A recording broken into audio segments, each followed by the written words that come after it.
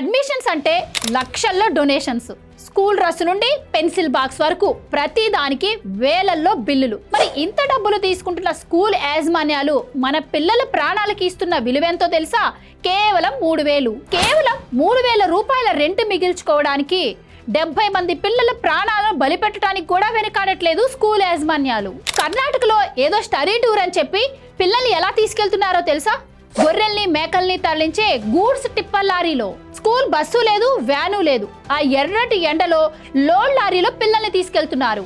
ఇవే కాదు, పెద్ద పెద్ద నగరాలని చెప్పుకునే ముంబై, బెంగళూరు వంటి సిటీస్ లో high profile day care centres లో కొన్ని సీసీటీవీ విజువల్స్ బయటపడ్డాయి. లక్షల్లో ఫీజులు తీసుకుంటారు. పిల్లలు ఏడుస్తుంటే కనీసం పట్టించుకోకుండా వాళ్ళని గోడకేసి కొట్టడం, నోట్లో బట్టలు కుక్కటం వంటి అమానుష పనులు చేస్తున్నారు.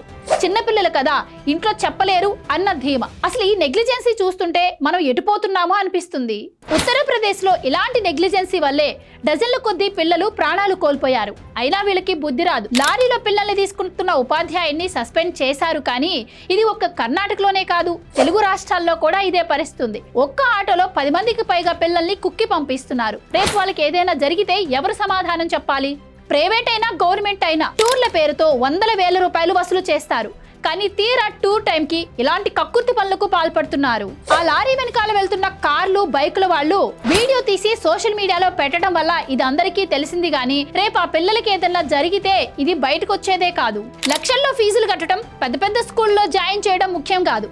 మన పిల్లలు క్షేమంగా ఇంటికి తిరిగి రావడం ముఖ్యం. ఈ వీడియోని ప్రతి పేరెంట్ కి చేరేలా ఫార్వర్డ్ చేయండి. మన పిల్లలపై ఇంత నెగ్లిజెన్సీ చూపించే వాళ్ళకి బుద్ధి రావాలి.